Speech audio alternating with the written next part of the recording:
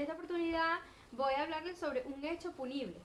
El día 21 de noviembre de 2016, siendo las 10:30 de la noche, funcionarios adscritos al destacamento 54 de Maracaibo del estado Zulia, encontrándose en la sede del referido organismo, escucharon varias detonaciones similares a las producidas por un arma de fuego, provenientes de la oficina de la comandante del destacamento.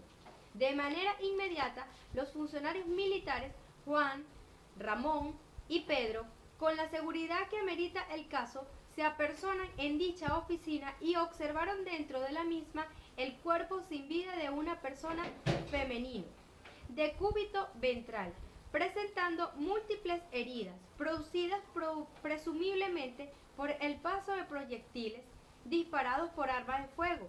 De igual manera, en dicha oficina se encontraban la teniente coronel María Antonieta Rodríguez, comandante del dicho destacamento, quien tenía su arma de reglamento sobre su escritorio, y aparte también estaban las capitanas Rosario Pérez, Jacqueline Anzolar y los ciudadanos Francisco Lineal, Gustavo Martínez, quienes de manera desesperada manifiestan que la referida teniente coronel, sin causa justificada, le habían efectuado varios disparos a la ciudadana Josefa Angarita, hoy Oxisa.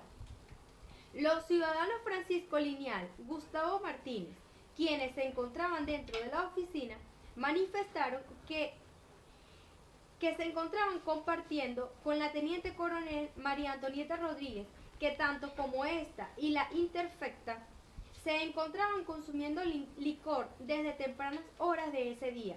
Asimismo, manifestaron, haciendo énfasis, que efectivamente la teniente coronel María Antonieta Rodríguez, jefe de esa oficina, sin razón alguna, había efectuado 5 disparos en contra de la humanidad de la ciudadana Josefa Angarita, hoy Oxisa, que se encontraba en dicha oficina del destacamento. En vista de lo referido por los testigos del hecho, proceden a realizar la aprehensión en flagrancia de la ciudadana teniente coronel María Antonieta Rodríguez, quien posteriormente fue imputada por la comisión de los delitos. En este momento voy a darle inicio a una serie de preguntas y cada pregunta va a ser contestada de la siguiente manera: como defensora del siguiente caso. La pregunta siguiente dice: indique la precalificación jurídica.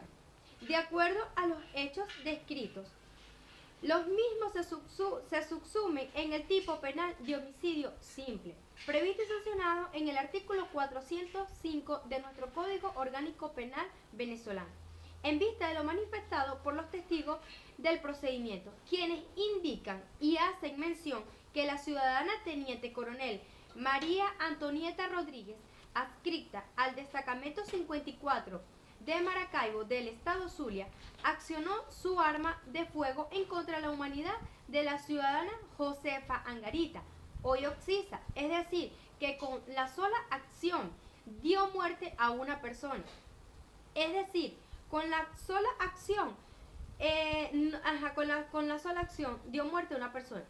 No se aceptan calificantes alguna, ya que requiere que la acción antijurídica sea desplegada con medios de comisión como el veneno por incendio, sumersión o en el curso de ejecución de los delitos de robo en sus diferentes modalidades.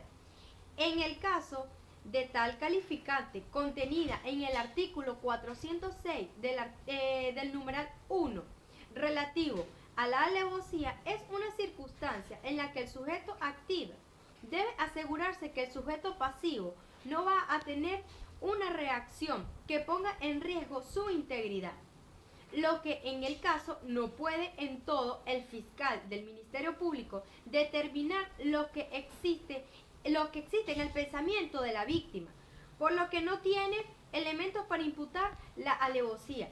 A lo anterior, otra de las calificantes contenida en el artículo 406 del numeral 1 del Código Penal es el de motivos fútiles e innobles, para que el titular de la acción penal en nombre del Estado pueda calificar el homicidio con las circunstancias antes mencionadas, debe demostrar el móvil que lleva a la ciudadana a cometer el delito. Si bien es cierto, no existe motivo alguno para dar muerte a una persona, se hace necesario que la vindicta pública, mediante los elementos probatorios, demuestren el porqué de la conducta desplegada. De acuerdo y desde el punto de vista de esta defensa, la precalificación jurídica ajustada a derecho es la de homicidio intencional simple, previsto y sancionado en el artículo 405 de nuestro Código Penal venezolano. Pregunta número 2. Procedimiento a seguir. Respuesta. Debe ser el procedimiento ordinario, ya que estamos en presencia de un hecho punible que requiere de prácticas de diligencias por parte del Ministerio Público, con la finalidad de esclarecer los hechos. Asimismo, con la aplicación del procedimiento ordinario, contenido en el artículo 373 del Código Orgánico Procesal Penal, le permite a la defensa coadyuvar con la investigación, solicitando la práctica de diligencias que consideren necesarias y con la finalidad de establecer la verdad de los hechos. Pregunta 1.3. Medida de coerción personal aplicable. De decidirse por una medida privativa, indique dónde observó la mínima actividad probatoria para culpar al sospechoso y de tratarse de una medida cautelar, señale, según su opinión, dónde concretamente extrajo la mínima actividad probatoria para exculpar. La respuesta es la siguiente. La medida de coerción personal a solicitar por parte de esta defensa va dirigida a solicitarle al tribunal la imposición de una medida cautelar sustitutiva a la privación judicial preventiva de la libertad, contenida en el artículo 242, numerales 1 y 4 del Código Orgánico Procesal Penal, relativo a la detención domiciliaria, en su propio domicilio o en custodia de otra persona, sin vigilancia alguna, o con la que este honorable tribunal ordene. Solicitud que esta defensa se basa en la condición de que la hoy imputada, en su rango de teniente coronel de las Fuerzas Armadas Nacional, que mantiene la ciudadana María Antonieta Rodríguez, ya que si el tribunal decrete una medida de privación judicial preventiva de libertad, puede estar en riesgo su integridad física al ser ingresada en cualquier establecimiento carcelario femenino, lo que puede evitarse con la imposición de esta medida mencionada.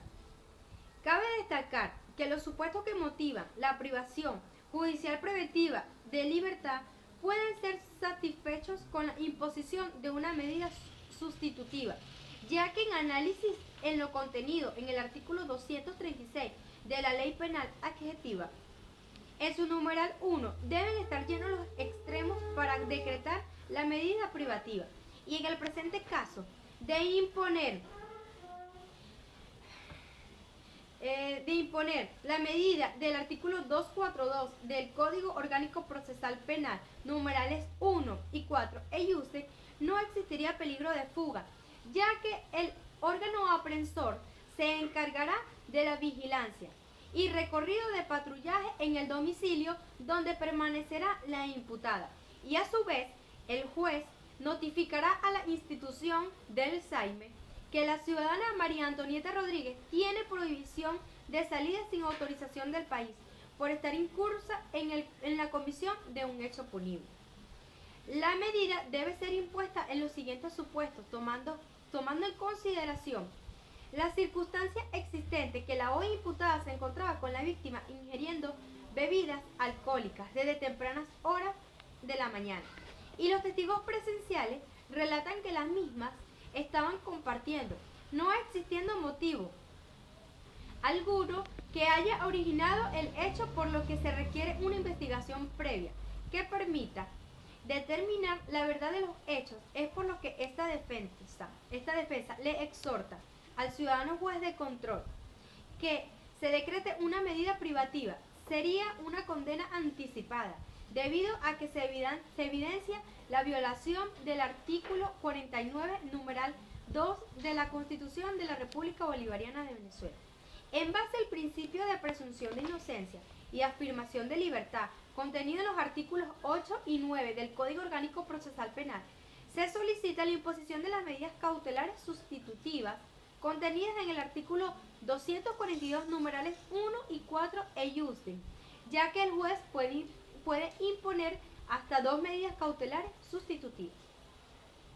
Tenemos la pregunta 1.4, testigos presenciales o referenciales. En el siguiente hecho, encontramos con testigos presenciales y testigos preferenciales. Como testigos presenciales fungen las capitanas Rosario Pérez, Jacqueline Anzolar y los ciudadanos Francisco Lineal, Gustavo Martínez, quienes se encontraban dentro de la oficina y quienes de manera a voz viva manifiestan que la teniente coronel María Antonieta Rodríguez, sin causa justificada, le había efectuado varios disparos a la ciudadana Josefa Angarita y que estaban compartiendo con la teniente coronel y la hoy oxisa. Estaban desde tempranas horas ingiriendo licor. No detallan de manera clara las circunstancias de modo y tiempo en que se desarrolló el hecho, objeto del proceso. Solo manifiestan que la investigada efectúa 5 disparos. 5 disparos en la humanidad de la hoy oxisa, por lo que el testimonio es solo un indicio de culpabilidad y no de una prueba fehaciente ni determinante, ya que todos se encontraban compartiendo y que es común en una reunión que las personas conversen entre sí y no tenían la mirada fija en la investigación para el momento que suscitaron los hechos. Podemos estar en presencia de un homicidio culposo en virtud de accionar accidentalmente del arma de fuego, tomando en consideraciones que los funcionarios militares se les asigna arma de reglamento automática, como es el caso de Glock y Beretta. Ambas pueden desencadenar una ráfaga de disparos con el solo roce del gatillo. Estas circunstancias anteriormente descritas no pueden ser verificadas por la deficiencia de testimonios de los testigos presenciales. Como testigos referenciales se encuentran los funcionarios militares Juan Ramón y Pedro. Aportan información necesaria para el proceso, ya que manifiestan las circunstancias de modo, tiempo y lugar en que ocurre el hecho, haciendo mención que con la seguridad que amerita el caso se apersonan en la oficina y observaron dentro de la misma el cuerpo sin vida de una persona de sexo femenino, de cúbito ventral, presentando múltiples heridas presenciales, presumiblemente por el paso de proyectiles disparados por arma de fuego. Encontramos la pregunta 1.5. Autor o partícipe del hecho punible. En primer plano, la teniente coronel María Antonieta Rodríguez se le atribuye como autora de un hecho punible de homicidio intencional simple, presumiendo su estado de inocencia, ya que utilizando como medio de comisión un arma de fuego, originando heridas producidas por el paso de proyectiles en el cuerpo de la víctima, Josefa Angarita hoy oxisa, quien perdió la vida. Ahora bien, la investigación demostrará si hubo o no intencionalidad en la ejecución de esa acción. Pregunta 1.6. Fundados elementos de convicción. Los elementos que estarían presentes en el procedimiento son entrevistas de los testigos presenciales y referenciales, así como la inspección del sitio del suceso y del cadáver y la experticia de planimetría. Las causales van a permitir al juez de control, mediante su valoración, decretar la medida de coerción y admitir la precalificación fiscal. Es por lo que el Ministerio Público debe realizar las diligencias necesarias con el fin de recabar las resultas que permitan fundar un determinado acto conclusivo, todo en la búsqueda de la verdad, de conformidad con lo dispuesto en el artículo 13 del Código Orgánico Procesal Penal vigente. Pregunta 1.7. Mencione y explique cuáles diligencias de investigación considera adecuadas para la búsqueda de la verdad. Las diligencias de investigación para la búsqueda de la verdad por parte de esta defensa serían: 1. Solicitar la inspección técnica en el lugar de los hechos y fijación fotográficas en el sitio del suceso, para permitir dejar constancias de las condiciones del lugar, así como la colección de evidencias de interés criminalístico. En esta experticia se aborda el sitio del suceso y permite el reconocimiento del lugar donde se cometió el hecho punible con todos sus elementos. El interés principal es identificar e individualizar al autor o partícipes y medio de comisión empleados. 2. Inspección técnica al cadáver y fijación fotográfica, la cual va a permitir establecer la posición del cadáver en conjunto con la fijación fotográfica. 3. Levantamiento planimétrico, experticia que permite recabar toda información métrica del sitio del suceso, es decir, la acción de fijar y medir las evidencias físicas, los elementos estructurales y todos los objetos relacionados a la comisión de un hecho punible. 4. La trayectoria balística, con la finalidad de establecer el recorrido de los proyectiles desde que sale de la punta del cañón hasta que impacta con la humanidad de la olla oxisa, y el recorrido interno que tiene el mismo en el interior del cuerpo hasta salir o quedarse alojado internamente. 5. Recabar los posibles proyectiles extraídos a la oxisa, con la finalidad de verificar si los mismos pertenecen al arma de fuego de la teniente coronel investigada. 6.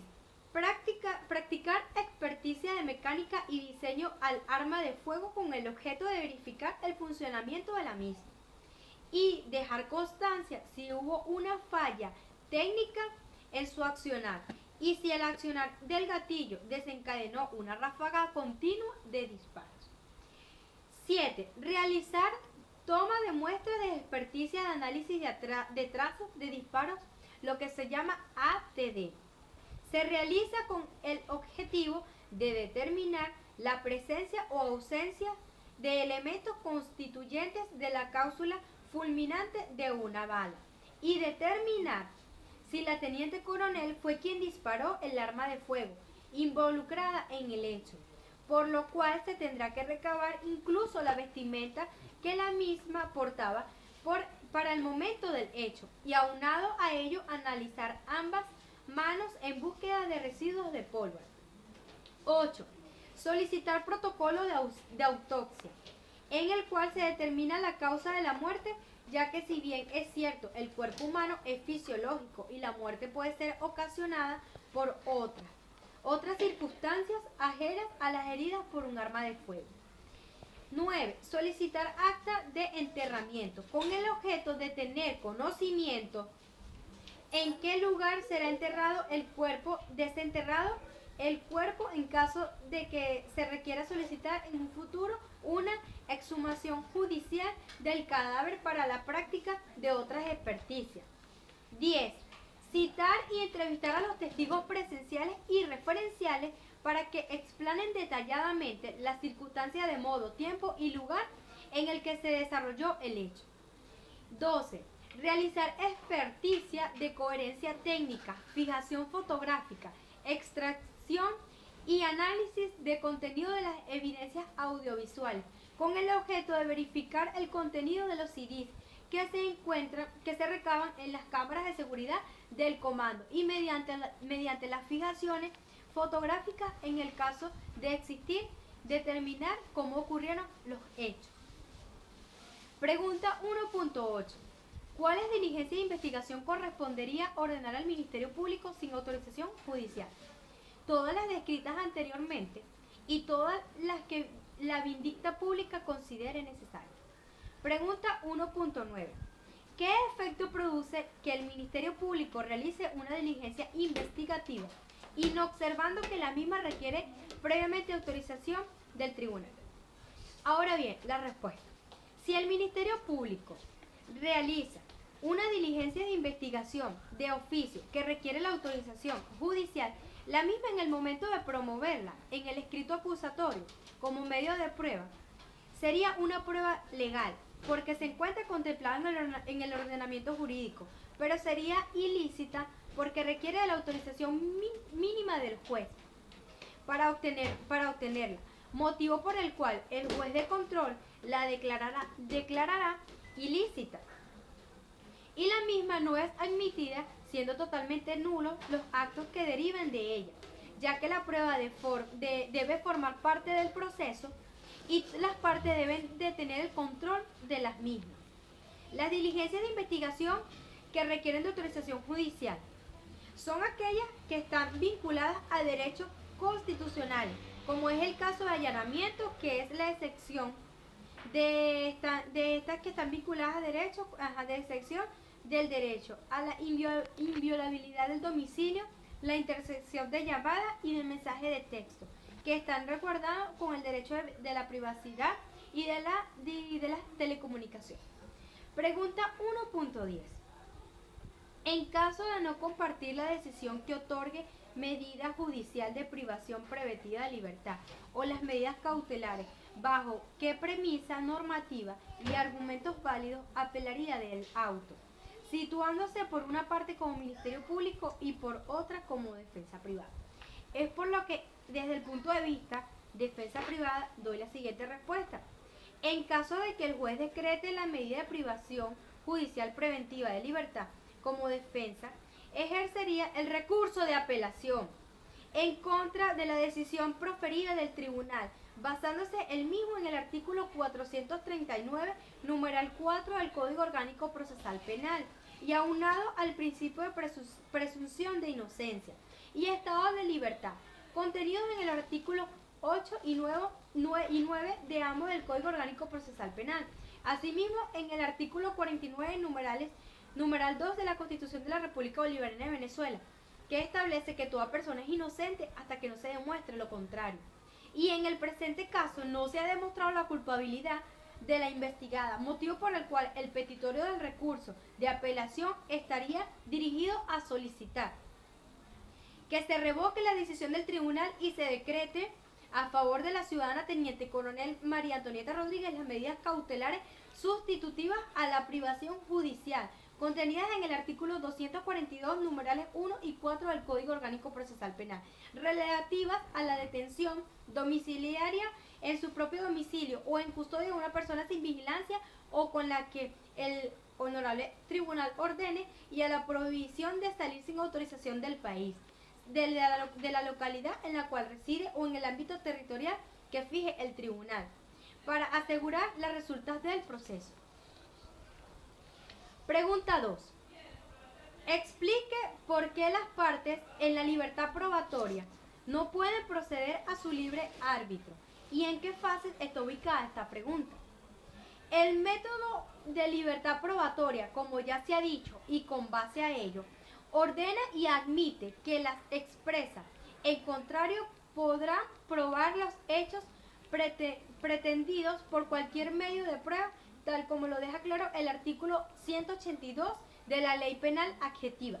Sin embargo, en una libertad con restricciones, porque si bien es cierto, las partes pueden traer al proceso las pruebas que consideren necesarias siempre y cuando sean legales y lícitas, es decir, que estén establecidas y permitidas por nuestro ordenamiento jurídico y que hayan sido obtenidas conforme a las disposiciones legales. Es por ello que las partes no pueden proceder a promover una prueba a su libre albedrío, ya que debe prevalecer la legalidad y licitud de la prueba. Aunado a ello debe existir el control de prueba. Esta pregunta, en la fase que está ubicada esta pregunta, es en la fase de juicio oral. Pregunta número 3.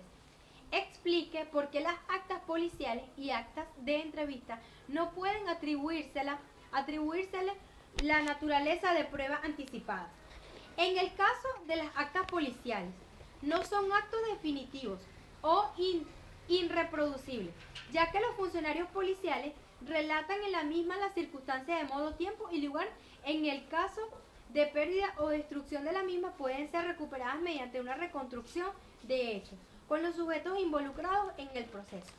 Y además, los hechos relatados por los funcionarios policiales solo sirven de guía al Ministerio Público para esclarecer la verdad de los hechos, objeto del proceso, pero no solo la narración definitiva de lo ocurrido, porque para ello es la investigación penal. Pregunta número 4. Explique por qué las actas policiales no son autónomas y carecen de valor en sí mismas, lo cual resulta fundamental para que éstas sean incorporadas como prueba documental y constituya, en definitiva, la determinación de la convicción del juez sobre las afirmaciones de las partes procesales. Las actas policiales por sí solas carecen de valor probatorio.